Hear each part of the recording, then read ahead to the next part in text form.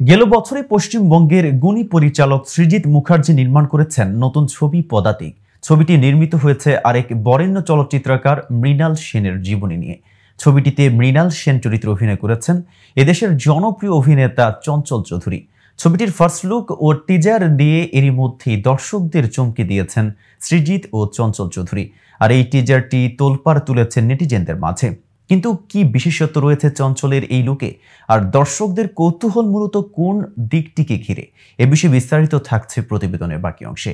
আর আজ সাথে আছে আমি মেহেদি হাসান। চঞ্চলের ফার্স্ট লুক দেখে অনেকেরই ভ্রম হয়েছে, এটা কি চঞ্চল নাকি মৃণাল সেন। কদিন আগেও নিশ্চিত হওয়া যায়নি কবে নাগাদ মুক্তি পাবে ছবিটি। অবশেষে আজ সন্ধ্যায় পরিচালক সৃজিত মুখার্জি একটি পোস্টার শেয়ার করে জানালেন আসছে আগস্টে মুক্তি পাবে ছবিটি। মুক্তির জন্য বেছে নেওয়া হয়েছে ভারতের স্বাধীনতা দিবস অর্থাৎ 15 আগস্ট। পোস্টারে চঞ্চলের দুটি সময়ের ছবি তুলে ধরা হয়েছে। পাশে আরেক অভিনেতার ছবি থাকলেও অনুমান করা যায় এটা মৃণাল সেনের ছোটবেলার চরিত্র, যা করেছেন অন্য এক তরুণ অভিনেতা। তবে ছবিটিতে অভিনয় করা প্রসঙ্গে কিছুদিন আগে চঞ্চল চৌধুরী জানান, মৃণাল সেনের চরিত্রে অভিনয় করাটা একটা দুঃসাহসিক ব্যাপার। এই চরিত্রে অভিনয় করার জন্য সাহস থাকতে হয়। সেই সাহসটি আমার আছে কিনা এবং সেই সঙ্গে যোগ্যতা আমার আছে কিনা সেটা বলার আগে একজন তৃতীয় ব্যক্তি হয়ে বিষয়টা চিন্তা করলে আমার তো অবিশ্বাস্য লাগে।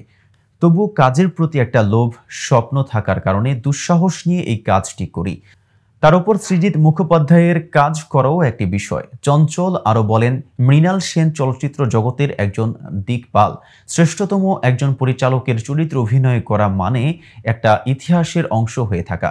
ভালো মন্দ এটা পরে বিষয়। ছবির মৃণাল সেন হয়ে ওঠা প্রসঙ্গে চঞ্চল বলেন, আমাকে কিছু বইপত্র দেওয়া হয়েছে, কিছু ভিডিও দেওয়া হয়েছে, সেটা তো একটা ব্যাপার, কিন্তু মানুষটা ভেতরটা, মানুষটার দৃঢ়তা, মানুষটার অন্তরটা তো দেখা যায় না। এই বিষয়গুলো আসলে অনুভব করতে হয়। তো ভিউয়ার্স, ভিডিওটি সম্পর্কে কোনো মতামত থাকলে কমেন্টস করে জানাতে পারেন। সাথে সাথে নিয়মিত শোবিজ রিলেটেড আপডেট এবং ইনফরমেটিভ ভিডিও পেতে কেটিভি শোবিজের সাথেই থাকুন।